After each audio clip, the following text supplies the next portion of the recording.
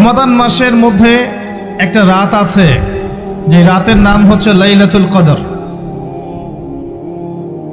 আমি আশা করি আপনারা সবাই এই সূরাটা জানেন। বা'দা আউযু বিল্লাহি মিনাশ শাইতানির রাজীম, ইন্না আনজালনাহু ফি লাইলাতুল কদর।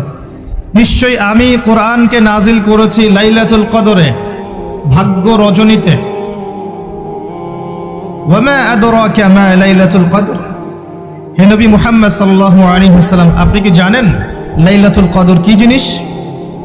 লাইলাতুল কদরি খায়রুম মিন আলফি শাহর। লাইলাতুল কদর হচ্ছে হাজার মাসের চাইতে উত্তম।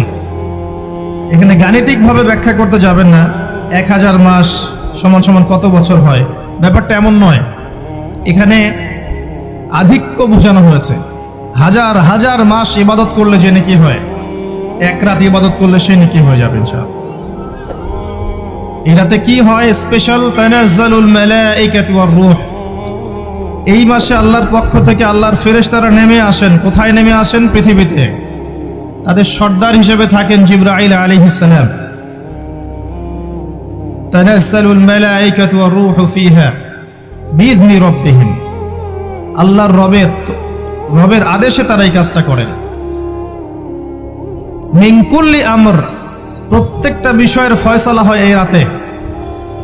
আপনার আমার তাকদীর লেখা হয়েছে আসমান জমিন সৃষ্টির 50,000 বছর আগে। আপনার আমার তাকদীর লেখা হয়েছে আসমান জমিন সৃষ্টির 50,000 বছর আগে। আল্লাহ পাক সমস্ত সৃষ্টির তাকদীর লিখেছেন প্রথম দফায়। দ্বিতীয় দফায় তাকদীর লেখা হয়েছে যখন আমার আপনার রূহ আমাদের মায়ের গর্ভে ছিল 4 মাস 10 দিন বয়স। ওই সময় আল্লাহর পক্ষ থেকে ফেরেশতা আসেন, এসে লিখে দেন তার হায়াত, তার রিজিক, সে সৌভাগ্যবান না দুর্ভাগ্যবান। এরপর রূহটাকে ফুঁকে দেন, বাচ্চা নড়াচড়া শুরু করে। এর আগ পর্যন্ত পেটের মধ্যে বাচ্চা নড়াচড়া করে না। যখন রূহটা ফুঁকে দেওয়া হয় তারপর থেকে বাচ্চা নড়াচড়া শুরু করে। দ্বিতীয় দফায় তাকদীর লেখা হয়। এরপরে তৃতীয় দফা লেখা হয় এই লাইলাতুল কদরে, যে আগামী 1 বছর কি হবে, আপনি কি করবেন। অর্থাৎ 1 বছরের বাজেট প্রণয়ন করা হয় প্রত্যেক লাইলাতুল কদরে। তানাজ্জালুল মালাইকাতু ওয়ার রূহ ফিহা বিইذনি রাব্বিহিম মিন কুল্লি আমর। এই রাতের আরেকটা বৈশিষ্ট্য হচ্ছে সালামুন হিয়া হাত্তা মাতলাইল ফজর। ফজর পর্যন্ত এই রাতে শান্তি শান্তি শান্তি শান্তি প্রশান্তি বজায় থাকে। এই রাতে আপনি যে দোয়া করবেন, যে কোনো দোয়াই করবেন, যদি আপনার রিজিকটা হালাল হয় ইনশাআল্লাহ কবুল হয়ে যাবে। যে কোনো দোয়া। এই রাতে যারা ইবাদত করে দাঁড়িয়ে দাঁড়িয়ে, তাদের চতুর্দিকে ফেরেশতারা সমবেত হন, তাদের দোয়ায় তারা শরীক হন, তাদের জন্য দোয়া করতে থাকেন। ঠিক তখনই দেখবেন মুমিন বান্দার চোখ দিয়ে টপ টপ করে পানি পড়া শুরু হয়েছে। আপনি ফিল করতে পারবেন যে আপনার দোয়া আল্লাহ কবুল করছেন। এই রাতের ইবাদতকে 1000 মাস দিয়ে গুণ করলেও কখনো সমান হবে না। একটা রাত ইবাদত করলে আপনি হাজার হাজার মাসের নেকি পাচ্ছেন। এই সুযোগটাকে ছেড়ে দেওয়া যায়? কবে এই রাত স্পেসিফিকলি বলা যাবে না 27 তারিখেই, স্পেসিফিকলি বলা যাবে না যে 21-এর রাতেই, 23-এর রাতেই বা 25-এর রাতেই। নির্দিষ্ট করে বলার কোনো সুযোগ নাই। নবী সাল্লাল্লাহু আলাইহি ওয়াসাল্লাম লাইলাতুল কদর পেয়েছেন এবং ওই রাতে বৃষ্টি হচ্ছিল। তিনি সেজদা করছেন, তার কপালের মধ্যে মসজিদে নববীর যে মাটি আছে এই মাটির কাদা লেগেছিল। তখন কিন্তু মসজিদ টাইলস ফিটিং ছিল না। মাটির মসজিদ থেকে নবী সাল্লাল্লাহু আলাইহি ওয়াসাল্লাম বিশ্ব পরিচালনা করেছেন। আর আমাদের এখন তাজমহলের মতো মসজিদ, হেদায়েতের কোনো হও নাই এখানে। এটা আখিরুজ্জামানের সাইন। মসজিদগুলো হবে চাকচিক্যময়, হেদায়েত শূন্য। হাদিস একদম স্পষ্ট আছে, মসজিদ হবে চাকচিক্যময় কিন্তু হেদায়েত শূন্য। ইভেন দেখবেন নামাজ পড়ছে মুসল্লি, পাশে হই হুল্লা করছে। দিনের কথা আলোচনা হলে বা নামাজ পড়লে, কেউ কোরআন তেলাওয়াত করলে আদবের সাথে যে পাশে শোরগোল করতে হয় না, এটাও এখন বুঝাতে হয়। বুঝাতে গিয়ে যদি আপনি এই আয়াত তেলাওয়াত করেন, লাহুম কুলুবুন লা ইয়াফকাহুনা বিহা, কিছু মানুষকে আল্লাহ পাক কলব দিয়েছেন, বোঝে না। ওয়ালাহুম আযানুন লা ইয়াসমাউনা বিহা, কিছু মানুষকে আল্লাহ পাক কান দিয়েছেন, শোনে না। ওয়ালাহুম আ'ইউনুন লা ইউবসিরুনা বিহা, কিছু মানুষকে আল্লাহ পাক চোখ দিয়েছেন দেখে না। উলাইকা কাল আনআম, এরা আনআমের মতো। বাল হুম আদাল, বরং তার চাইতেও নিকৃষ্ট। তখন কিছু মানুষের ইগোতে লেগে যায়। আচরণ কিন্তু এমনই। কোরআন যেখানে তেলাওয়াত করা হচ্ছে, নবীর হাদিসের কথা বলা হচ্ছে, সেখানে উঁচু স্বরে কথা বলা জায়েজ নেই। নামাজ পড়ছে একজন ব্যক্তি, সে আল্লাহর সাথে সরাসরি কথা বলছে, তার পাশে কথা বলা জায়েজ নেই। এমনকি নামাজরত ব্যক্তির পাশে কোরআন তেলাওয়াত করাও জায়েজ নেই। আমি কথা কি বুঝতে পারছেন? একজন ব্যক্তি নামাজে দাঁড়িয়েছে, আল্লাহর সাথে কথা বলছে, পাশে আপনি কোরআন তেলাওয়াত করতে পারবেন না জোরে জোরে। মনে মনে করতে হবে, করতে চাইলে মনে মনে করতে হবে। অনেক সময় মসজিদের ভিতরে দেখবেন নামাজ পড়া হচ্ছে, শোরগোল করছে। নবী সাল্লাল্লাহু আলাইহি ওয়াসাল্লাম বলেছিলেন, আখিরুজ জামানে, তিরমিজিতে আছে হাদিসটা, আখিরুজ জামানে ইসলামের নামটুকু থাকবে, ইসলামের প্রকৃত বিষয়গুলো থাকবে না। কোরআনের মাসহাফ থাকবে, যে মাসহাফ, কোরআনের মাসহাফটা থাকবে, এর শিক্ষাগুলো থাকবে না। মসজিদগুলো হবে চাকচিক্যময়, কিন্তু মসজিদ হবে হেদায়েত শূন্য। আর চতুর্থ লাইনটা আরো ভয়ঙ্কর। 4 নম্বর লাইনে গিয়ে নবীজি বলেছেন সাল্লাল্লাহু আলাইহি ওয়াসাল্লাম, আসমানের নিচে জমিনের উপরে আল্লাহর সবচেয়ে নিকৃষ্ট সৃষ্টি হবেন এক শ্রেণীর আলেম, যাদের থেকে ফিতনা ছড়াবে এবং তাদের দিকেই ফিতনা ফিরে আসবে। তিরমিজির মধ্যে হাদিসটা আছে, যে কোনো আলেমকে জিজ্ঞাসা করেন এটা কোন শ্রেণীর আলেম, এটা বোঝার জন্য আপনার পিএইচডি করার দরকার নাই। যারা দিনকে দুনিয়ার বিনিময়ে বিক্রি করেছে, তারাই সেই শ্রেণীর আলেম। যারা সত্য কথা বলতে ভয় পেয়েছে, তারাই সেই শ্রেণীর আলেম। যারা সত্যকে মিথ্যার সাথে মিশ্রিত করেছে, তারাই সেই শ্রেণীর আলেম। এবং যারা ইসলামের নামে উম্মাকে শতদা বিভক্ত করে দিয়েছে, এরাই সেই শ্রেণীর আলেম। নবী করিম সাল্লাল্লাহু আলাইহি ওয়াসাল্লাম বলেছেন, লাইলাতুল কদর আমি পেয়েছি, কপালে কাদামাটি ছিল, বৃষ্টি হচ্ছিল, তার মানে ওই রাতে বৃষ্টি হতে পারে, ওই রাতে বৃষ্টি হতে পারে। লাইলাতুল কদরের আলামত, রাতের বেলা বৃষ্টি হতে পারে।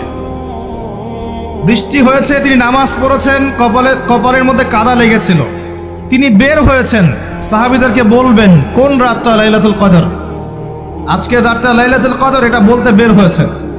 বের হয়ে দেখছেন দুজন মুসলিম আপোষে ঝগড়া করছে। লিসেন টু মি, দুজন মুসলিম আপোষে ঝগড়া করছে। আমরা বলি না যে মুসলিমদের মাঝে ইখতিলাফগুলো রহমত, আমরা বলি না? দুজন মুসলিম আপোষে ঝগড়া করছে, এই কাজটার কারণে আল্লাহ রাব্বুল আলামিন নবী সাল্লাল্লাহু আলাইহি ওয়াসাল্লামের হৃদয় থেকে এই কথাটাকে তুলে নিলেন। তিনি আর বললেন না এক্স্যাক্টলি কোন রাতে লাইলাতুল কদর ছিল, তিনি বলতেই বেরিয়েছিলেন যে কোন রাতে লাইলাতুল কদর ছিল। আমাদের ইখতিলাফের কারণে আমরা সেই নির্দিষ্ট রাতটাকে হারিয়ে ফেলেছি। তবে এর মধ্যেই খায়ের আছে, এর মধ্যেই কল্যাণ আছে। আরবিতে একটা প্রবাদ আছে, কুল্লু শার ইউজাদু ফিহিল খায়র, প্রত্যেকটা অকল্যাণের পিছনেই কোনো না কোনো কল্যাণ আছে। নির্দিষ্ট করে বলে দিলে আমরা বাকি রাতগুলো জাগতাম না। নবী সাল্লাল্লাহু আলাইহি ওয়াসাল্লাম এখন বললেন যে আমাকে ভুলিয়ে দেয়া হয়েছে কোন রাত, তোমাদের ঝগড়ার কারণে। অতএব তোমরা শেষ দশকের বিজোড় রাতগুলোকে তালাশ করো। শেষ দশকের বিজোড় রাত বলতে 21-এর রাত, 23-এর রাত, 25, 27, 29, এই 5টা রাতের যে কোনো একটা লাইলাতুল কদর। এই রাতে ইবাদত করলে এত নেকি হচ্ছে, কারণটা কি? রাত আর দিন কি ডিফারেন্ট কিছু? প্রত্যেক রাতেই কিন্তু আল্লাহ পাক প্রথম আসমানে নেমে আসেন, প্রত্যেক রাতে, শুধু শবে বরাতের রাতে নয়, শুধু নিসফে শাবানের রাতে নয়, কিন্তু প্রত্যেক রাতেই আল্লাহ পাক প্রথম আসমানে নেমে আসেন। তিনি কিভাবে নেমে আসেন এটা ব্যাখ্যা করার দরকার নেই আমাদের। আল্লাহ পাক বলেছেন নেমে আসি, বাস আসি। কারণ সবকিছু আমরা যুক্তি, বিজ্ঞান, দর্শন দিয়ে প্রমাণ করতে পারবো না। পারবো? সায়েন্সকে জিজ্ঞাসা করেন যে স্বপ্নের ব্যাখ্যা কি, ঘুম কাকে বলে, আত্মা কাকে বলে, আত্মা কঠিন না তরল না বায়বীয়, পারবে সায়েন্স ব্যাখ্যা করতে? কবরের আযাব কি, জিন জাতি কি, জিন জাতি কাকে বলে, জিন জাতি কেমন দেখতে, মালায়েকা কেমন, তারা কিভাবে কাজ করে, তাদের ফাংশন কি, তারা কি ব্যাখ্যা করতে পারবে? আমাদের একটা চেতনা তৈরি হয়েছে, সায়েন্স যা বলবে তাই সত্য। এই চেতনা পুরোপুরি সত্য নয়। কোরআন এবং সুন্নাহ, আল্লাহ এবং তার রাসূল যা বলবেন সেটাই চূড়ান্ত সত্য। এর বাইরে সত্য মিথ্যার চূড়ান্ত কোনো মানদণ্ড নাই।